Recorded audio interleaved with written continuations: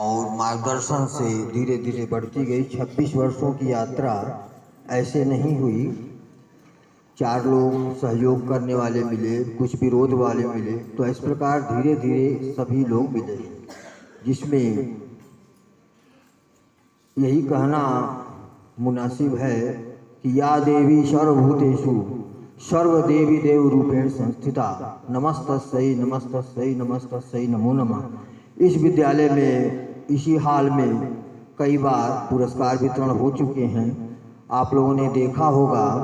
इस बार ये सारी साज सज्जा जो देख रहे हैं आप, विद्यालय की प्रधानाचार्य महोदय का विशेष प्रयास, और बच्चों में भी निरंतर प्रगति आई है। सारे बच्चे संतुष्ट हैं पढ़ाई में और अन्य विषयों में। अध्यापिकाएं भी बहुत तारीफ कर रही हैं।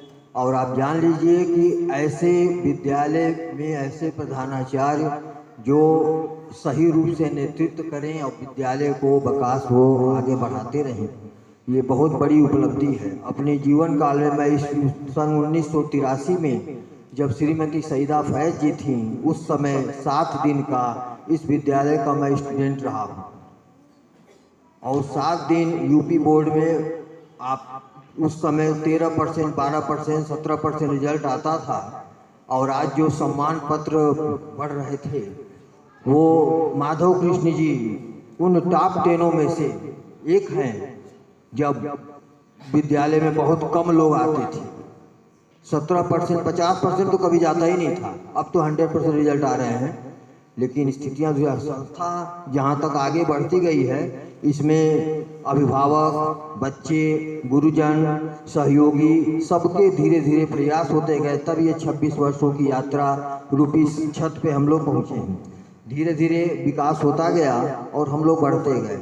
हम लोगों को जीवन पर्यंत सीखना पड़ता है। कुछ बच्चे ऐसे प्रतिभागी आ भी जाते हैं, जैसे ये आपने श्रेया पांडे जी को देखा। इससे पहले आकांक्षा उपाध्याय जी सन 2008 में उन्होंने 6 क्लास में पाया था। ये पहली बच्ची है जिसने उस रिकॉर्ड को तोड़ दिया और 2 सब्जेक्टों में कक्षा 5 की छात्रा टॉप कर दिया।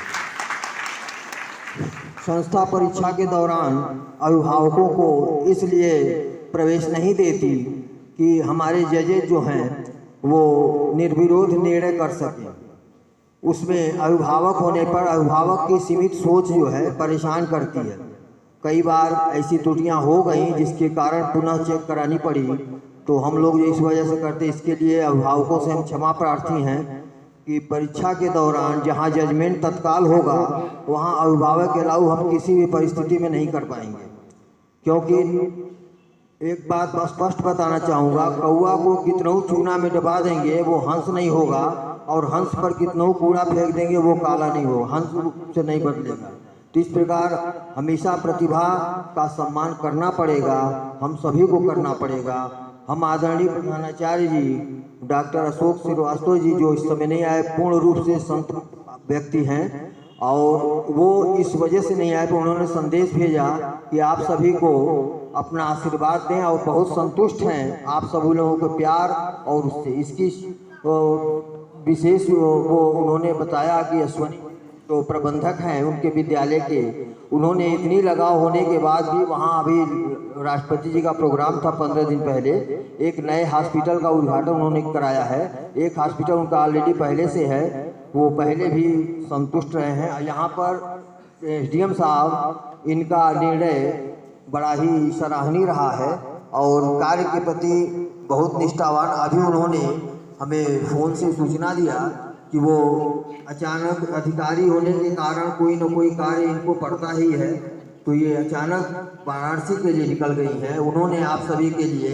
आशीर्वाद और शुभ संदेश यही भेजा कि आप लोग निरंतर प्रगति करें और आगे बढ़ते रहें।